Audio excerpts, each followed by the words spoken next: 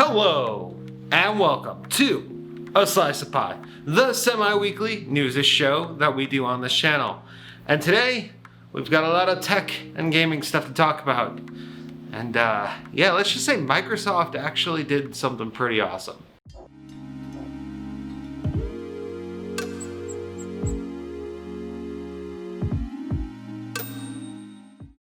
Before we actually really get into the game stuff, let's actually talk about some tech news that is going on, because we actually finally got confirmation on AMD's APUs.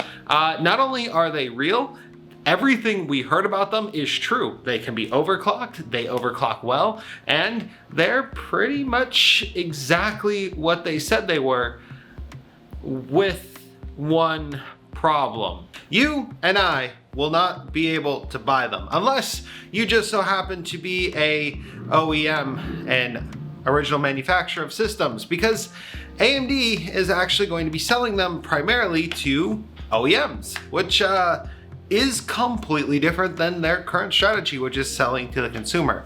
Now, that being said, I do think that this is probably a staggered rollout kind of strategy where they might actually still release a version of them for desktop. And just so we're clear, they definitely are pushing in the OEM market, as we've actually got a number of all-in-one PCs announced with AMD hardware. These are kind of interesting because it's been a long while since we've actually seen some love in the all-in-one section. And as I mentioned earlier, I have relatives that is the only type of computer that they will actually use.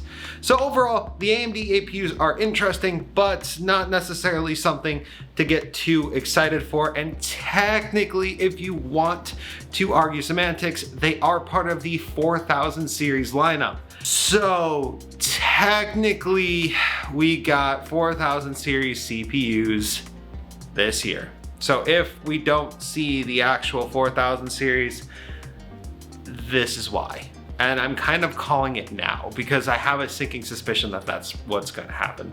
But AMD really wasn't content to stop there. No, Threadripper Pro, which we talked about 2 weeks ago, is real. Not only is it real, but it's coming out soon. These new workstation desktop CPU creations are honestly insane, and they're meant to take on Intel's workstation chips, which is not a bad thing. Honestly, these are, exactly as we said before, chips designed to sit cleanly between Threadripper and the EPYC Rome processors. Essentially, it bridges the gap between them and allows for even more professional workloads to be done, which really then begs the question, what was the original Threadripper for if not a professional workstation CPU?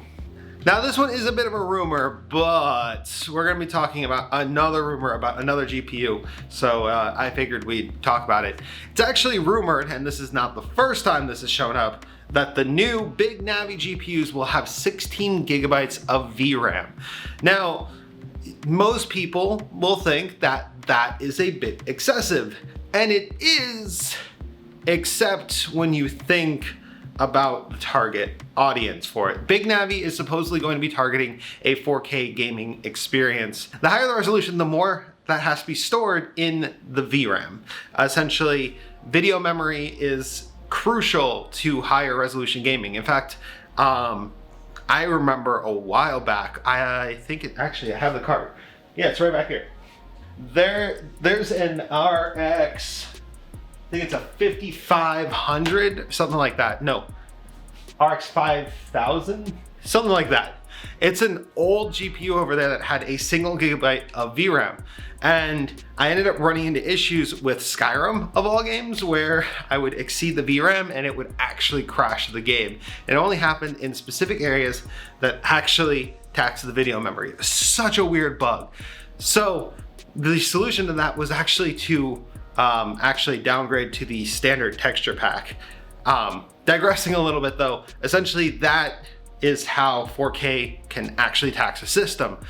You want more video memory when you're using 4K and 1440p. And essentially, if this is the proper target market for this GPU, it actually makes a lot of sense. We've also heard rumors though that the big Navi GPU will be a beast of a card and up to 40% faster than AMD's current power per watt is the exact word and verbiage that I've heard before. That being said, I am not 100% sure if that's going to directly correlate to gaming performance, and I will be excited sort of to test these out because, as we all know, AMD's drivers aren't going to be there on day one. But if, you know, AMD, if you want to have a pretty, you know, small channel review your probably very expensive GPU, I totally will, as long as you don't make me send it back. As I mentioned earlier though, NVIDIA actually also has a GPU rumor, and if both rumors are true, it's rumored that the RTX 3080 is actually going to be 20% faster than the 2080. And that actually is reasonable, to be completely honest. Like 20% increase generation to generation is pretty standard. So when it comes down to it, honestly, I could believe this. But if AMD's rumors and information were correct, then it would actually put the big Navi chips on par or better. Again, we have to see. I'm not super, I don't believe both of them, if that makes sense. Like, I believe that they're plausible. I just don't believe that they're going to actually happen.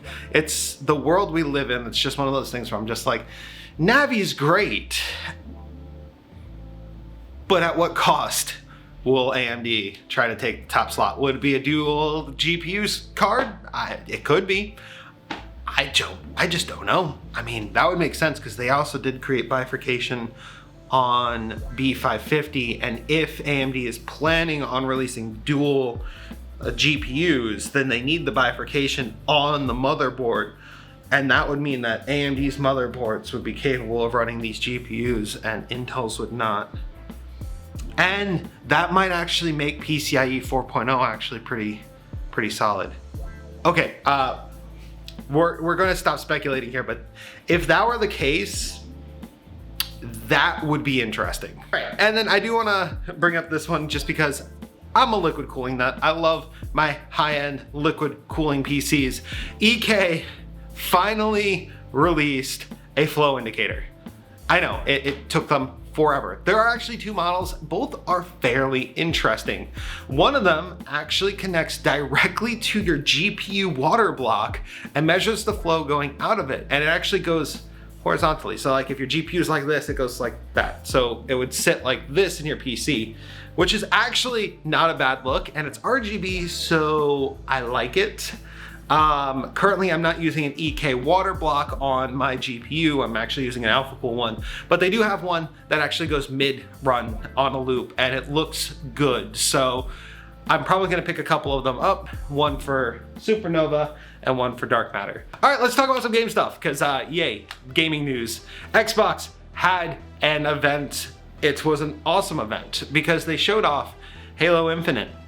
And I normally don't get that excited about Halo games, except they showed gameplay. And instead of going for that super realistic and gritty, they actually went with a slightly more toonish style. It's hard to explain, but the actual art style looks good. The gameplay looks like a hybrid between traditional Halo and the new Doom games, because it looks like there's finishing melee kills, which look awesome, and there's an open world.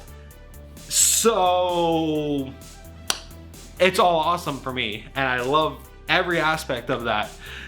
And here's the best part, it's coming to PC on Steam. So they also announced some DLC for the Outerworlds, a game that I actually really like. I played it with Xbox Game Pass, and I like it so much that I'm waiting for it to go on sale on Steam, because I know I will personally play it more on Steam. I could get it on the Epic Game Store, and I'm kind of considering it at this point because I really do like the game.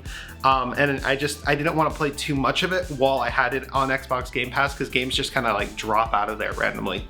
Either way, new DLC, I will probably pick it up because I really liked the game. I thought it was a little short, but at the same time, like, still really good. So more of it, yeah, absolutely. we are also getting a new Fable. I can't tell if it's a new Fable or a remake of a Fable. I think it's a new Fable.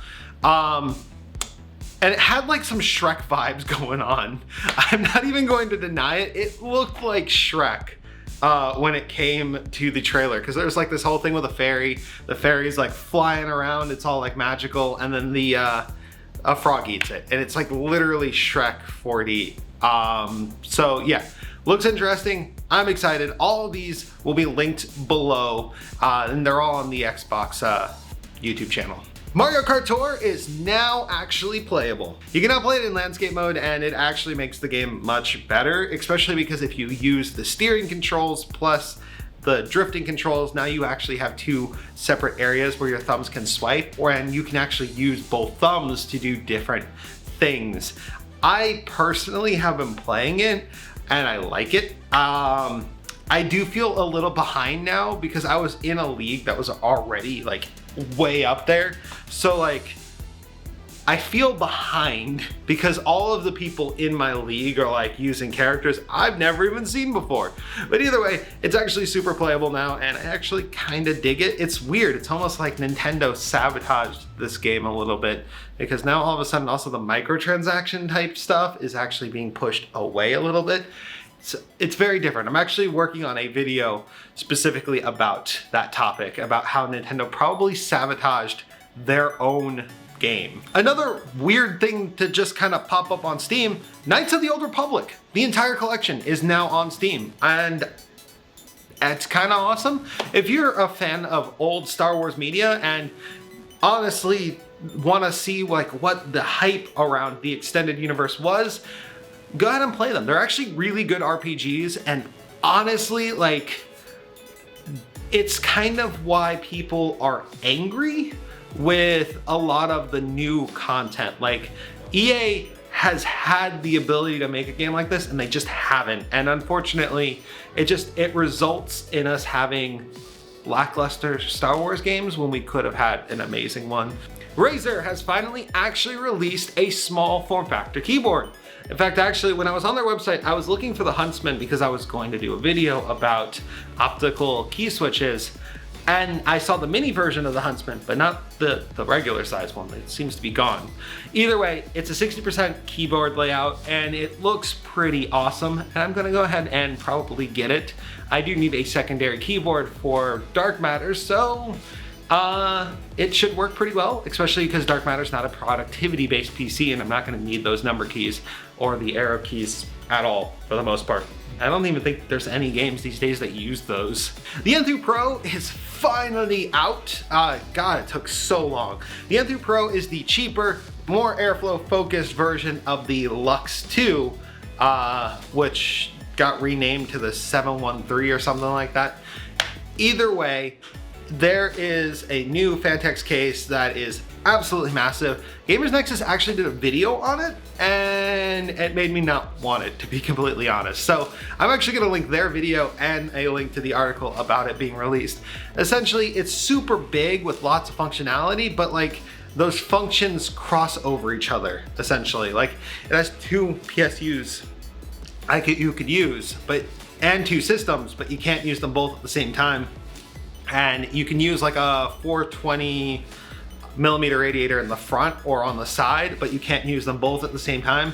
It's like stuff like that like really makes the case massive for no reason, because it's like it steps on its own toes in some weird ways. And there's also a thing about cable management in there, which I kind of saw coming, unfortunately.